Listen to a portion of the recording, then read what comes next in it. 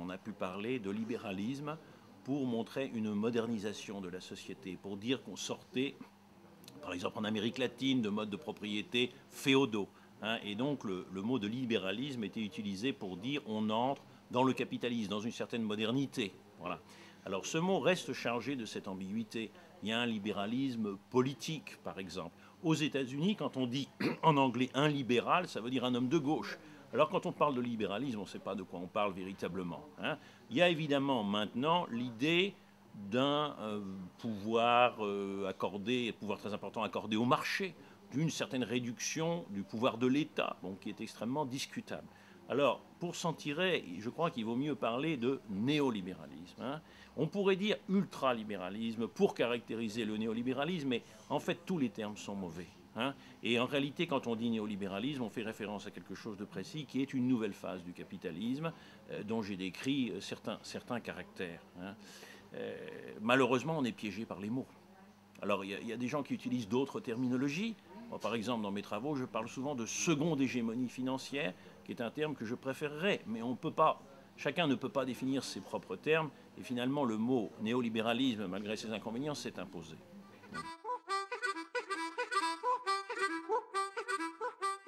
Dans les premières décennies de l'après-guerre, nous avons une sorte de compromis social qu'on peut appeler compromis social-démocrate. Quelquefois, les économistes l'appellent le compromis keynésien. Enfin, là aussi, il y a des variations de terminologie. C'était une période dans laquelle il y a eu des progrès de pouvoir d'achat, des progrès en matière d'éducation publique, il y a eu des politiques économiques qui avaient pour but d'entretenir le plein emploi, par exemple, enfin tout un ensemble de choses, protection de la couverture sociale, enfin des couvertures des risques de santé, par exemple.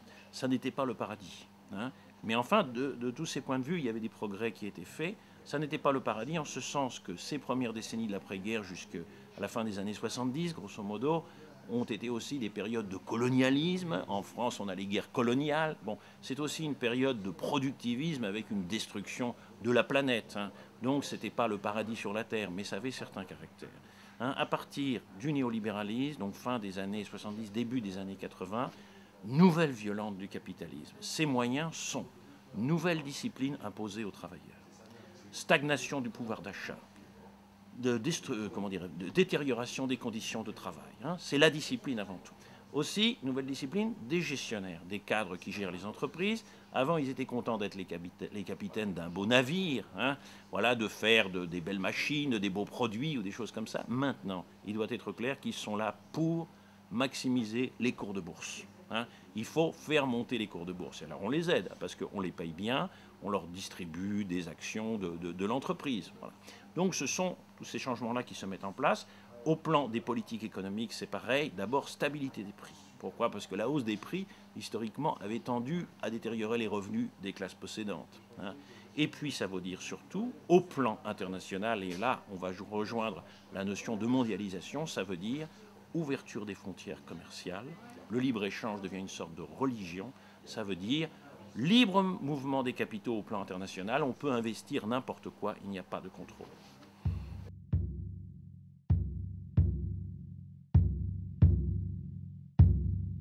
En Amérique latine, on dit souvent, et c'est très juste, que les dictatures en Amérique latine ont représenté des espèces de laboratoires ou de répétition générale du néolibéralisme.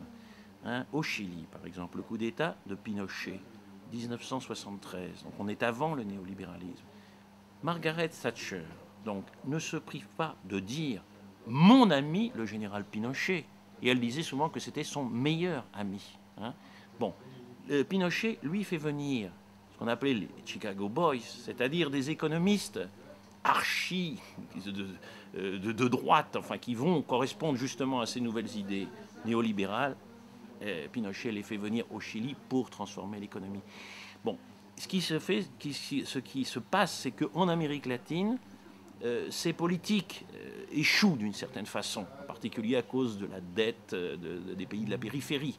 Mais c'est quand même une répétition générale. Donc là, on a une chronologie, hein, qui est particulière à l'Amérique latine et avec des caractères très spécifiques. Ensuite, le néolibéralisme va vraiment être imposé en Amérique latine dans les années 90, par exemple en Argentine.